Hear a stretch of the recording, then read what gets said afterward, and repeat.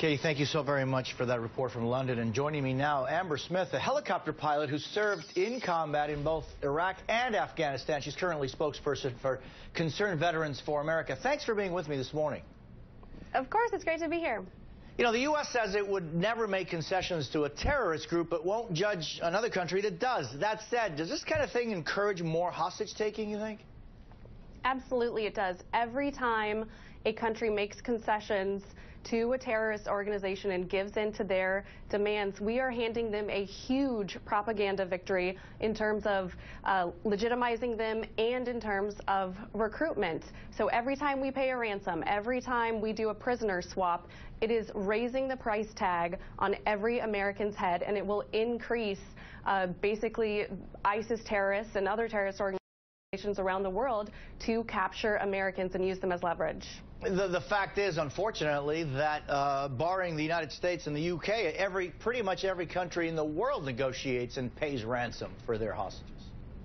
Well, it would be completely hypocritical of the U.S. to sort of condemn Jordan or Japan for negotiating with ISIS at this point. President Obama made a very dangerous precedent when he did the Bergdahl trade, and he traded 5 top-level Taliban terrorists for a deserter and made extremely public concessions to a terrorist organizations, which therefore emboldened our enemy. And that conclusion by the United States Armed Forces on what exactly Bergdahl will be defined is not yet out. But let me ask you about maybe the bigger picture. How do you fight ISIS? Because, you know, it seems as though we've been keeping a very close watch, for example, on Kobani. According to some U.S. sources, some 6,000 ISIS fighters have been killed by airstrikes in that city. And yet, you know, the strategy seems to be, at least in Kobani, working. What do you see it? How do you fight these people? Well, we don't have a comprehensive strategy to fight ISIS at the moment. Step one is admitting the enemy that we are fighting, admitting ISIS for what they are and what their long-term goals are. They have ambitions of a global Islamic caliphate. And until you call it for what it is, you can't create a strategy to defeat their ideology.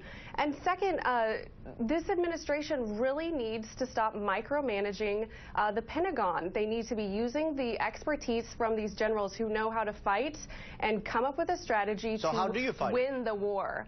How do you fight it? How do you win that war? And you continue to build an alliance in the Middle East with our regional partners.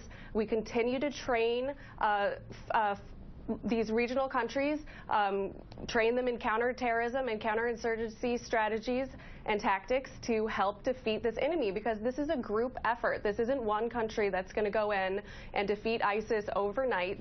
We have to be in for the long haul and recognize that this is a new, relatively new type of enemy, and it is going to take significant efforts on our European partners and our Middle Eastern partners as well. Amber, isn't that what's happening already? It's a start. These pinprick airstrikes are not exactly putting us on the offensive. The Peshmerga, the Kurds who are fighting in Iraq right now, are doing an excellent job at sort of pushing back against ISIS.